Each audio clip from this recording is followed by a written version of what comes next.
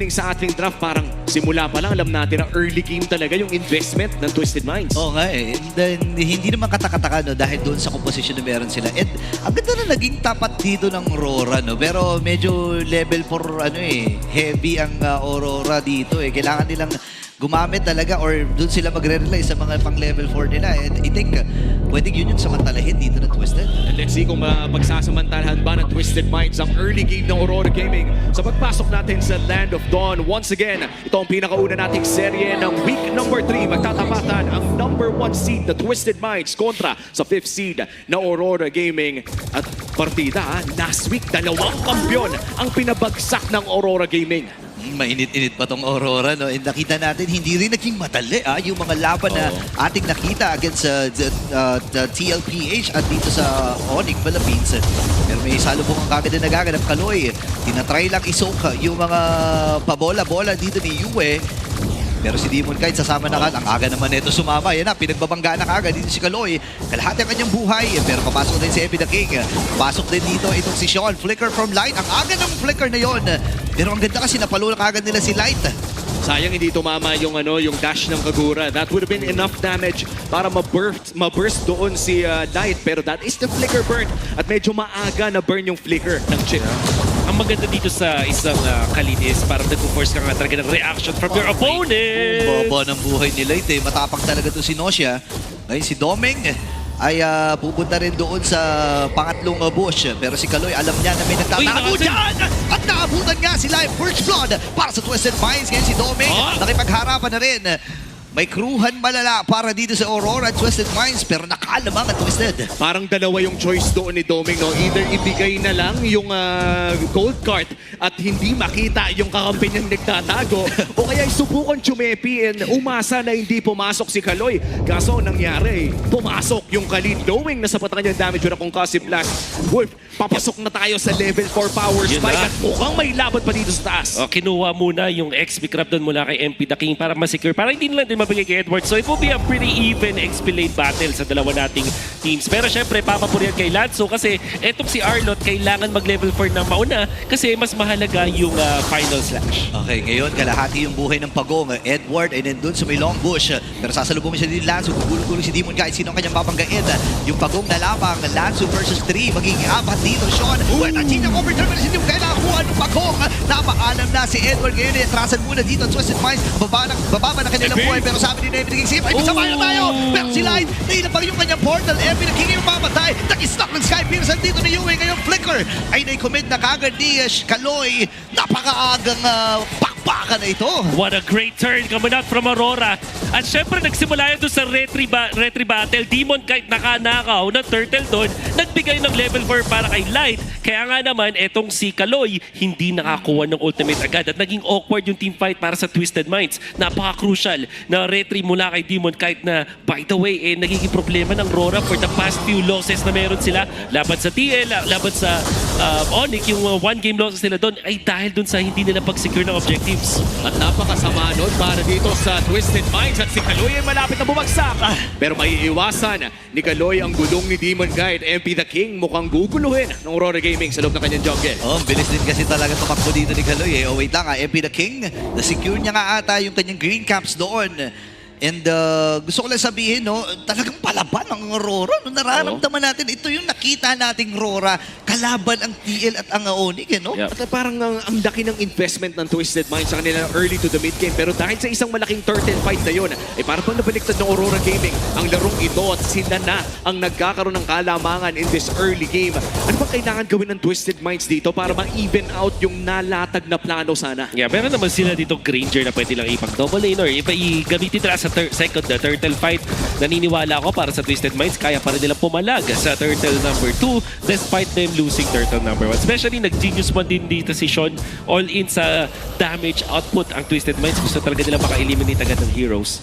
Isang bagay na gusto kong i-discuss na-mention ko sa Keys to Victory kanina ng very quickly laban ng Nosha versus Doming Kite. Alam nyo ba na hindi si Super Marco at hindi si Kelra ang top when it comes to the first 5-minute gold ng gold laners? That's actually Demon, Doming Kite, and Nosha. Wow. At Sinosha, mas mataas yung nakuha niyang gold from kills. So, wait lang mas mataas din ang tama. Ay! Kukuha dito ni Edward kasi final shot. Dalawang tinamaan yung si Demon Kite. Sinasalo lang Uy, natin dami siya cancel! pinaging. Hindi nakatakas. Kaloy ngayon ang pinupunteriya. Edward and Light. Dumadive na dun sa base. And si Doming Kite ay ilatag na yung kanyang ultimate. At mamamaalam din dito si Light. Kaloy as well. Lazo napakatibay pero nag-stuck ng Cy Pearson dito ni Yue. Hindi pa tapos sa pananalasa ng Aurora pero mapapaflicker na rin si Sean. At diretso sila sa pagong. Wow, another turtle fight ang napanalo dito ng Aurora Gaming. At mukhang makakuha pa nga nila ang turtle number 2. What Yes. an ultimate coming in from Light. Tapos rekta doon sa final slash. And that was a great pre-turtle na naman na preparation cabinet from Rora na instead na dun sa turtle pit lumaban, in-advance nila. Especially, ito yung strike ng chip. Kaya naman nakakatakot talagang kasama. Kasi kapag ganito yung composition mo with a utility jungler, tas meron kang Kimi, talagang hindi ka maubusan ng firepower. Bonus na nga din dito si Edward na cancel pa yung Phantom Execution from MP the King na talagang naging disastrous para sa Twisted Minds. Ngayon, nabura na yung sinimulan ng Twisted Minds. Kanina kasi, lamang itong si Granger over the habit when it comes to the gold. But Rora, because of that, biglang nag-inflate 3,200 gold. Grabe, no? Gusto ko lang sabihin, pre, ito hindi to RG, hindi RG nakikita nyo. First item, Sky Piercer po. Para kay Yue, pawang professional lamang ang mga gumagawa niyan. Pero may isa pa akong interesting na nakita sa Infinix in-game equipment natin. Rush Oracle para dito kay Edward. Fury Hammer to the Oracle Wolf. Ngayon ko lang Yes. nakita Oo yung nga ganitong klaseng build kay Arlott. Oo, alam nila na ang kailangan nila is just the right amount of magic resist tapos dagdagan natin ng sustain. Kasi nga naman may konting ambag sa healing itong si Light. And most importantly, yung dual capabilities kapag nagla-lifesteal. Oh my gosh, tunaw ka agad si Nosha ngayon sinaso ata magiging next. Kailangan umatras dito ng Twisted Minds. Si Demon Kite ay umaabante na rin. Ang sakit ng mga pagulong-gulong dito ni Demon Kite. Ngayon, diretso ang Aurora sa unang torre dito sa may bandang kita. Pero dadive din nata dito si Light. Pasok itong si Kaloy. Pero this time ay pupuruan siya. Napakamiyabro dito ng Aurora. Lanzo ay umaatras na rin. Flicker from Edward. Pero si Yue nandun with those pokes. Si Demon Kite ay nanggugulo na rin. Nagamit yung kanyang Turkish Puissance. Ngayon si Lanzo aatras na. Ay, Tatapak no. siya ng Cyclone Eye. Masakit na yung damage ni Demon Kite. Yung mga hampas-hampas na ganun. Iniinda na rin ni Lanzo eh. At napakasakit din kasi ng life drain na binabato ng isang backsha sa Uranus kaya hindi natin masyadong nararamdaman yung healing na Exactly. kadalasan natin nakikita kay Lanzo. And I think it was Midnight who pointed it out kanina nung nag-uusap-usap tayo bago yung broadcast. 60% na pala ang tinatanggal na lang ng life drain ng Dominance Ice. Kaya naman grabe talaga ang tapyas as the third and last third of the game ay mapupunta sa kamay ng Aurora. 5,000 na ang kanilang lamang, Papi. 40% yung natatanggal. Sorry. Naging 60 na. 60. 60 natitira. Hindi, 60. Basta, ang mahalaga, hindi ka makapag-regen na maganda. Yun yung pinaka-importante doon. Oh, wait lang, importante din ang pagtakas dito ni Light. Mamaya, check natin yan ha. Mamaya. Chinek na natin, pare. Nung nag-1v1 kami ni Midnight bago yung broadcast, chinek ko na yung item dominance ay 60% na ang life drain ngayon, pare. And it also stacks to the back siya. So, ibig nga, sabihin- may bonus pa kasi mismong back siya. Oo. Masakit din talaga dito. But, ang isang bagay din na nakikita ko dito para sa Rora is si Light kailangan natin lagyan ng separate na camera. Kasi bigla tayo naingit sa monetization niya eh. Oo, ayun wait lang, 1v1. Edward, dadali na Yun ata ang Light, orak nakakunsid, pero hindi na maliligtas. Ngayon, nagamit na rin kagad yung portal. Doming Kite, ilatag yung kanyang ultimate. Aabot na pa si Kaloy, pero nag-meditate. Papasok na rin at sasama dito si Demon Kite. Pero lalayo na si Doming. And the rest of Aurora ay mamimitas na lang ng mga farm dito ng Twisted. Ibang klase din kasi yung pambigla talaga ng Aurora Gaming. No, yung zone control na meron sila with the Harith.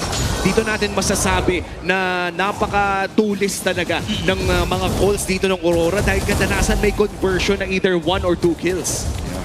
At so, yung sa dominance ice, syempre, kailangan ko, Kinonfirm mo ngayon. Kinonfirm. So, 60% ang matitira.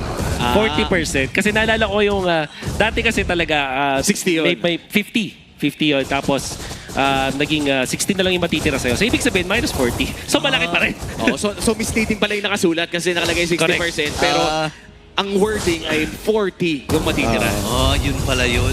Pero tingnan natin ako matitira pang buhay dito kay Lanzo kasi pinursa agad siya dito ni Doming Kite. At kailangan niya umatras. Nagamit niya rin yung consecration.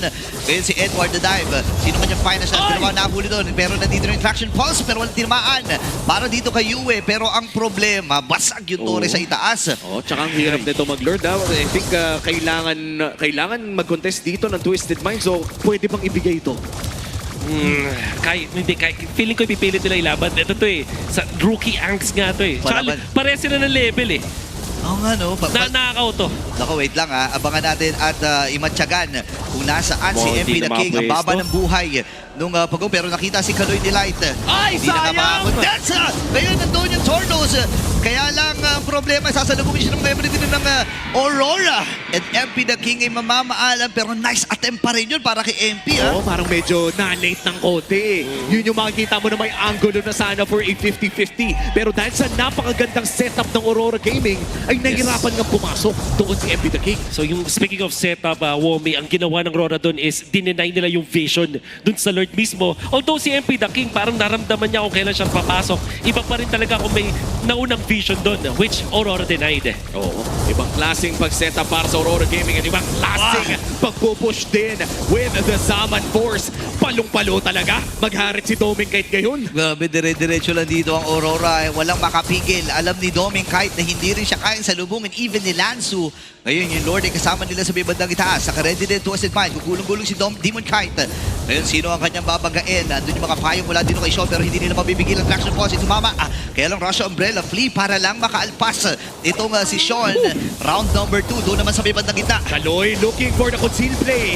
May Thorn Throws na nakakasa pero yung Phantom Execution ay ginamit na rin defensively. At Doming Kite ngayon papasok pero Sean with the counter engage at papasok na naman si Kaloy. Walang matatamaan na kanyang Raging Sandstorm pero kanyang matutunaw Ay! sa ilalim. Naku, si Edward kailangan matras dito pero ready na ata ang Aurora. Tapusin ang laban. Sinaso yung mga atras pero ito yung tahi. Mula dito kay MP the King. At tanong makakatakas ba siya? Yes sir. Pero pagkatapos dito ang Aurora. Pero inaantay nila yung next wave. Round number 2. 3v5 ang magiging action. Lapag yung Zaman Force kagad dito kay Doming Kite. At ready na nga ang Aurora na tapusin ang game number 1. At mapunta sa kanila.